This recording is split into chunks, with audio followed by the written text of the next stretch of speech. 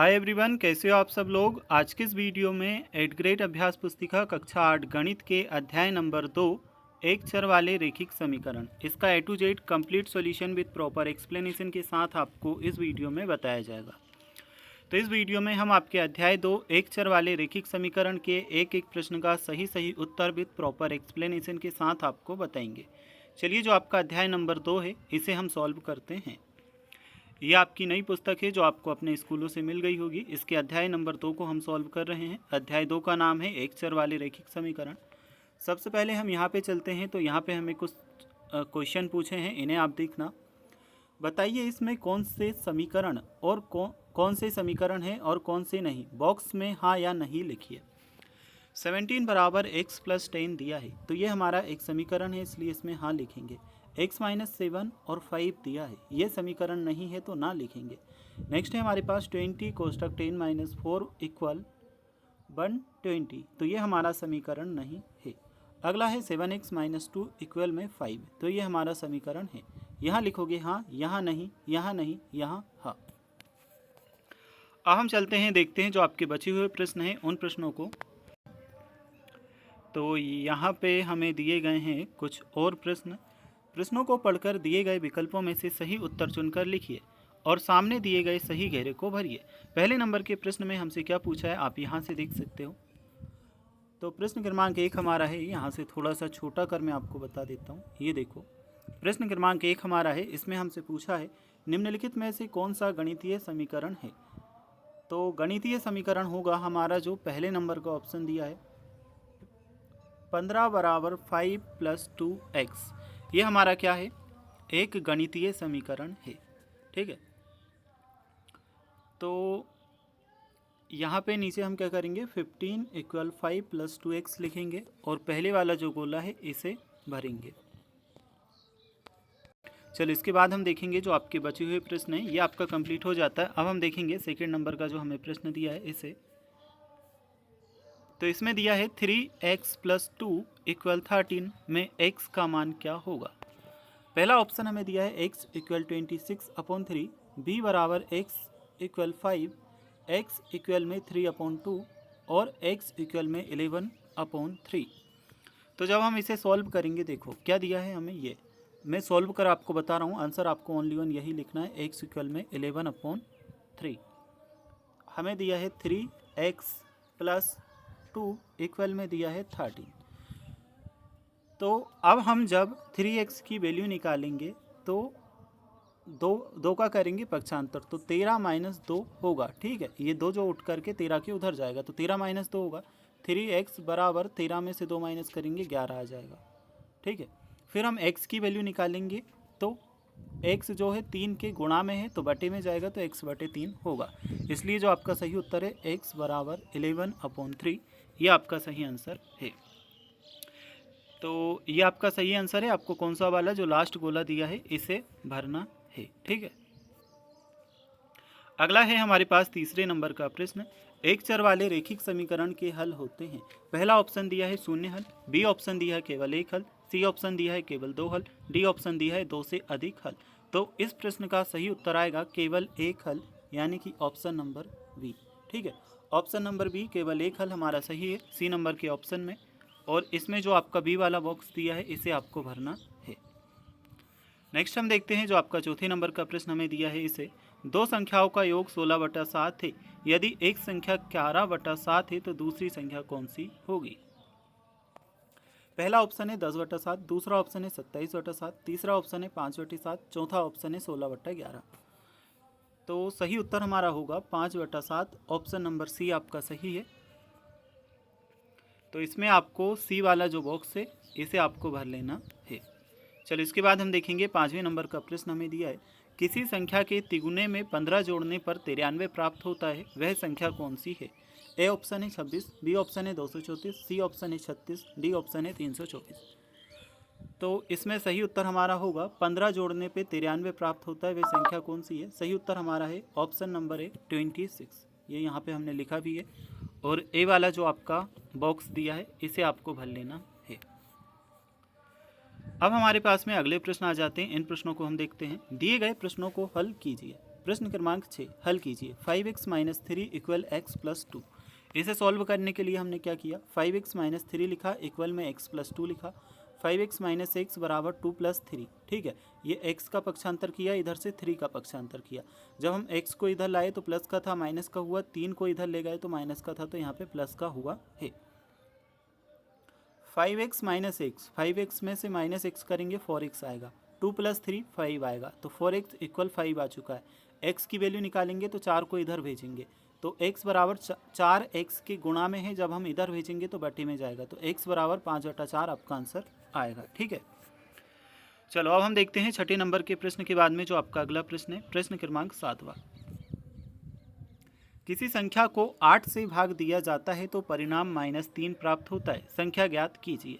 यह है हमारे 7वें नंबर का प्रश्न, ठीक है। माना कि वह संख्या x है, इस तरह से हम इसका उत्तर करेंगे। माना कि वह संख्या x है, प्रश्नानुसार x/8 बराबर -3। x की वैल्यू निकालनी है, बराबर में लिखेंगे। देखो 8 का हमने पक्षांतर किया, अभी बटे में था तो इधर गुणे में गया, अगर इधर गुणा में होता तो फिर इधर बटे में जाता, ठीक है। इस तरह से होता है। तो ये 8 गुना में गया तो x बराबर -3 गुणा 8। जब -3 का गुना किया 8 में तो 3 8 24, माइनस का माइनस, x बराबर -24। उत्तर हमारा आया -24, ठीक है। अब हमारे पास 8वें नंबर का प्रश्न। इस प्रश्न को आप देखो। इस प्रश्न में हमसे क्या कहा है, रमेश ने एक संख्या सोची, उसका 2 गुना किया और उसमें 20 जोड़ा।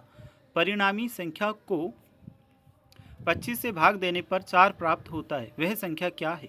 तो 8वें नंबर के प्रश्न को हम किस प्रकार से सॉल्व करेंगे, आप यहाँ से देखो मैंने जो आपका प्रश्न दिया था इसमें से एक लाइन खींच दी है बीच में, ताकि हम इधर भी उत्तर सॉल्व कर सकें और उस साइड भी सॉल्व कर सकें, ठीक है। क्योंकि आपकी जो बुक है इसमें जगह कम दी है, इसलिए हमें जगह बना करके उत्तर को सही से सॉल्व करना रहेगा। माना कि रमेश ने एक से संख्या सोची, प्रश्नानुसार 2x + 20 अपॉन में हमने लिखा 25, बराबर में लिखा 4। अब आपको एक लाइन खींच लेनी है इस तरह से, और बाकी का जो प्रश्न है हम यहाँ सॉल्व कर रहे हैं, ठीक है।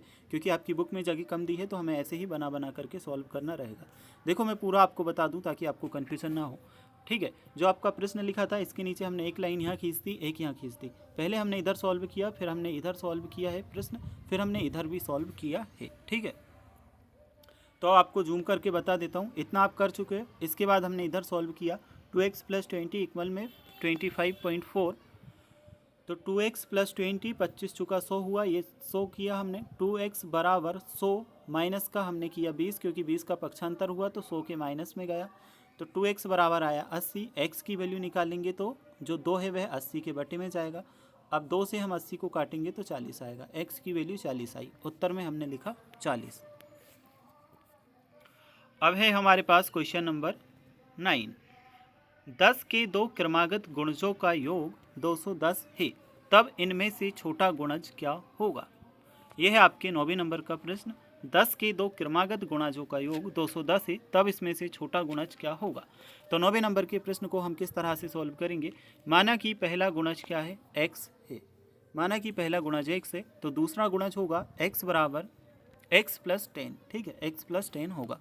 तो प्रश्नानुसार x प्लस कोष्टक x + 10 इक्वल में 210। अब यहाँ पे x और x कितना हुआ, 2x। 10 का 10 लिखा, बराबर में 210 लिखा। 2x बराबर 10 का हमने किया पक्षांतर, तो ये इधर प्लस में था, जब हमने पक्षांतर किया बराबर के इधर ले गए तो माइनस में हुआ। 210 में से 10 माइनस करेंगे 200 बचेगा। 2x बराबर में हमारा आया 200। x की वैल्यू निकालनी है, तो 200 तो आपका यहीं रहेगा, 2 का पक्षांतर करेंगे तो x बराबर 2 से 200 को काटेंगे 100 आ जाएगा। तो x की वैल्यू हमारे पास कितनी आई है, 100 आई है। इधर हमने क्या लिखा, उत्तर पहला गुणज 100, ये आपको कर लेना है। चलिए इसके बाद हम देखते हैं जो आपके और प्रश्न पूछे गए हैं, इन प्रश्नों की तरफ चलते हैं और उन्हें हम सॉल्व करते हैं। यहाँ पे हमें दिया है क्वेश्चन नंबर 10, इसे हम सॉल्व करेंगे। x के किस मान के लिए निम्न आकार का परिमाप परिमाप 186 यानी कि 186 सेंटीमीटर है। तो ये आपको दिया है इस तरह से। अब हम इसे भी सॉल्व करेंगे। देखो आपकी बुक में जगह कम दी है, इसलिए आंसर को हम जगह बना करके सही से लिख रहे हैं, ठीक है। पहले आप ये लिखना, ठीक है। देखो इसमें भी हमने क्या किया है, 2 पार्ट में डिवाइड किया है। यहाँ से आप एक लाइन खींच लेना, बाकी पहले उत्तर हम इधर सॉल्व करेंगे, फिर उत्तर हम उधर सॉल्व करेंगे, ठीक है। आयत का परिमाप बराबर 2 कोष्टक लंबाई प्लस चौड़ाई। तो आयत का परिमाप 186 हमारे पास में है। फिर हमने 2 लिखा, कोष्टक में लंबाई की वैल्यू लिखी 2x + 66, चौड़ाई की वैल्यू लिखी 5x + 6। फिर हमने इसे सॉल्व किया किस तरह से, 2x + 66 5x + 6, देखो 2x 5x 7x हुआ, 66 और 6 72 हुआ। तो ये हमारे पास आ चुका है। फिर बाकी का जो क्वेश्चन है हमने यहाँ पे सॉल्व किया है। तो ये 18x = 14x + 144 हमारे पास आ चुका है। अब इसे जब हम सॉल्व करेंगे तो किस तरह से होगा आपका, यहाँ पे आप देखिए बच्चों। देखो यहाँ पे गलती से मैंने सिर्फ ये x लिख दिया है, इसकी जगह पे आपको 6 लिखना है, ठीक है। थोड़ा सा जूम कर आपको बता दूं, ये 18x आपको नहीं लिखना है, 186 लिखना है, ठीक है। x की जगह पे आपका आएगा 86, बस, और कुछ भी नहीं, ठीक है। तो 186 बराबर में 14x + 144 है। जब हम जो 186 है इसका पक्षांतर करेंगे तो 14x तो बराबर के इधर आएगा, और 186 का हम करेंगे पक्षांतर तो हो जाएगा 186 - 144। 14x = 42, x की वैल्यू निकालेंगे तो 44 जाएगा बटे में, 42 को काटेंगे तो 14 × 42, 3 आंसर आ जाएगा। उत्तर में हम क्या लिखेंगे, 3। अब हमारे पास में अगला प्रश्न, क्वेश्चन नंबर 11। चलिए इसे हम देखते हैं।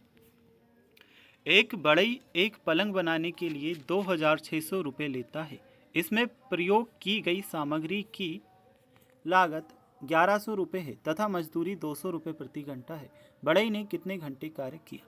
11वें नंबर के प्रश्न का उत्तर आप यहाँ से करना। देखो, पलंग बनाने की कुल मजदूरी होगी 2600, माइनस करेंगे हम 1100 तो 1500 रुपये। 200 रुपये में 1 घंटा कार्य करता है। चूँकि 1500 रुपये में 1500 बटा 200, तो 2 जीरो से 2 जीरो काटी, 15/2 आया। फिर 2 से इसे काटा तो 7 सही 1/2 घंटा आया। उत्तर में लिखेंगे 7 सही 1/2 घंटा, ठीक है। इन्हें सॉल्व करने के बाद हमारा क्वेश्चन नंबर 12 आ जाता है। इसे हम सॉल्व करेंगे। समीकरण हल कीजिए। चलिए, तो यहाँ से जो आपके समीकरण हमें सॉल्व करने हैं, हल करने हैं, इसे हम देखते हैं। इसमें क्या दिया था, z/2 - 1/5 = z/3 + 1/4। तो ये हमने सॉल्व किया। 5z - 2 अपॉन में 10 आया, 4z + 3 अपॉन में 12 आया। देखिए, आपको अगर बुक में जगह कम लगे, आप ऐसे में उत्तर ना लिख पाओ, तो 2 पार्ट में आप इसे डिवाइड कर लेना। किस तरह से, एक बीच में से आप खींच लेना लाइन, आधा उत्तर आप इधर सॉल्व कर लेना, आधा इधर सॉल्व कर लेना, ठीक है। क्योंकि बुक में आपकी जगह कम दी है, आंसर हमें पूरा ही सॉल्व करना होता है। तो फिर ये 12 कोष्टक में आ जाएगा, 5z - 2 = 10 कोष्टक में आ जाएगा 4z + 3। फिर हम 12 से 5 को गुणा करेंगे तो 12 × 5 = 60, 60z। 12 से 2 को गुणा करेंगे 24, 10 को 4z से गुणा करेंगे तो 10 चुके 40z, 10 को 3 से गुणा करेंगे तो 30, ठीक है। तो यहाँ पे हमारे पास क्या आ चुका है, 60z - 40z और 30 + 24, क्योंकि हमने 40z इधर लिया है, इधर ले आए हैं उठा करके, और 24 को इधर ले आए हैं। इसे कहते हैं पक्षांतर करना, ठीक है। यह पहले प्लस का था, पक्षांतर किया, इधर माइनस में आया, और जो हमारे पास में 24 माइनस में था, इसका पक्षांतर करेंगे तो इधर प्लस में आएगा। जब भी हम पक्षांतर करते हैं तो संख्या का जो साइन होता है वह चेंज होता है, ठीक है। 60z में से 40z माइनस किया, 20z आया। 30 + 24 किया, 54 आया। z की वैल्यू निकालनी है तो जो 20 है 54 के जाएगा बटे में, तो 54/20 आ चुका है। इसे हम 2 से काटेंगे तो 2 से 54 को काटेंगे 27 आएगा, 2 से 20 को काटेंगे 10 आएगा। यही आपका क्या है, आंसर है। चलो, ये हमारा हो चुका है सॉल्व। अब हम देखते हैं क्वेश्चन नंबर 13 हमें दिया है। इसे देखो, मैंने यहाँ पे 2 पार्ट में डिवाइड कर लिया है। एक बीच में से लाइन खींच दी है ताकि जो पूरा आंसर है आपको ईजिली दिखाई देगा अच्छे से, ठीक है। और आप भी इसी तरह से लाइन खींच करके आंसर को लिख सकते हो, ठीक है। समीकरण हल कर उत्तर की जांच कीजिए। 5x - 2 कोष्टक 2x - 7 = कोष्टक 3x - 1 + 7/2। इसे जब हम सॉल्व करेंगे किस तरह से होगा, 5x - 4x + 14 = 6x - 2 + 7/2। x + 14 किया, इक्वल में 6x - 2 + 7/2 किया, तो x + 14 6x + 3/2 आया। फिर हमने इसे सॉल्व किया तो x + 14 - 6x अपॉन में 3/2, और पूरी जो स्टेप्स हैं हमने यहाँ पे सॉल्व की, तो यहाँ पे हमारा 5/2 आंसर आ रहा है, ठीक है। अब हमें क्या करना है, इधर आप देखो LHS और RHS जांच है यहाँ पे हमें करनी है। तो जांच हमने की है, LHS 5x minus 2 कोष्टक 2x minus 7, 5x minus 4x plus 14, x plus 14, 5 2 upon plus 14, 13/2। फिर RHS की तो RHS में भी हमारा 33/2 ही आ रहा है। तो LHS और RHS दोनों की वैल्यू सेम आ रही है, यानी कि ये क्या है, सत्य है। ठीक है, तो इस तरह से आपको ये जो प्रश्न है आपका इसे सॉल्व कर लेना है। ठीक है, चलो अब हम देखते हैं जो आपका क्वेश्चन नंबर 14 है इसे। तो इस प्रश्न का आंसर भी हम इसी तरह करेंगे। एक माँ और उसकी 2 पुत्रियों ने एक कमरे का निर्माण 75,000 रुपये में करवाया। बड़ी पुत्री ने अपनी माँ के भाग की धनराशि की 3/8 धनराशि का योगदान दिया तथा छोटी पुत्री ने अपनी माँ के भाग की धनराशि का 1/2 धनराशि दी। तीनों ने पृथक पृथक कितनी धनराशि का योगदान दिया। क्वेश्चन नंबर 14 के लिए आंसर हम देखेंगे। देखो, इसे भी 2 भाग में बांट लेना, एक बीच से लाइन खींच लेना आपके जो क्वेश्चन दिया इसके नीचे। माना माँ का भाग 1 से, तो बड़ी पुत्री 3x/8, छोटी पुत्री x/2, x plus 3x/8 plus x/2, तो ये बराबर में लिखा 75,000। फिर हमने इन्हें सॉल्व किया तो 8x plus 3x plus 4x आया, अपॉन में आया 8 और यहाँ पे 75,000। फिर हमने बाकी का जो क्वेश्चन है इधर सॉल्व किया है। 15x अपॉन में आया था हमारा 8, बराबर में हमने किया 75,000। x बराबर 75,000 इंटू 8 किया, अपॉन में 15 और इधर 40,000। माँ का योगदान कितना आया है, 40,000। बड़ी पुत्री का निकालने के लिए हम इसे सॉल्व करेंगे तो यहाँ पे आपका आ जाएगा 20,000। बड़ी पुत्री का 15 और छोटी पुत्री का आया 20,000। ठीक है, चलो ये जो आपका प्रश्न है सॉल्व हो जाता है, जो क्वेश्चन नंबर 14 है ये। अब हम देखेंगे आपका अगला प्रश्न। देखो, क्वेश्चन नंबर 15 में दिया है नीचे के समीकरण मॉडल दिया गया है। 5x माइनस 6 इक्वल में 4 दिया है। ठीक है, ये संकेत वगैरह दिए हैं। उपरोक्त समीकरणों के मॉडल बनाइए। 7y प्लस 14 इक्वल में 7। देखो, तो यहाँ पे हमने बनाया है ये मॉडल, इस तरह से आपको बना लेना है। और नीचे हमने दूसरे का 5x माइनस 6 प्लस 6 इक्वल में 4 प्लस 6 का बनाया है। तो ये आपको यहाँ पे इस तरह से मॉडल बना लेना है। चलो, ये जो आपका चैप्टर था कंप्लीट होता है, चैप्टर नंबर 2 अध्याय नंबर 2। अगर आपको इसके बाद वाले अध्याय के आंसर देखना है तो आप जो स्क्रीन पे आपको वीडियो दिखाई दे रही है इस पर क्लिक करके या आप हमारे चैनल के प्लेलिस्ट में जा कर के देख सकते हो। और चैनल को सब्सक्राइब नहीं किया तो कर लेना, क्योंकि इसी तरह के वीडियोस आपको इसी चैनल पे मिलते हैं।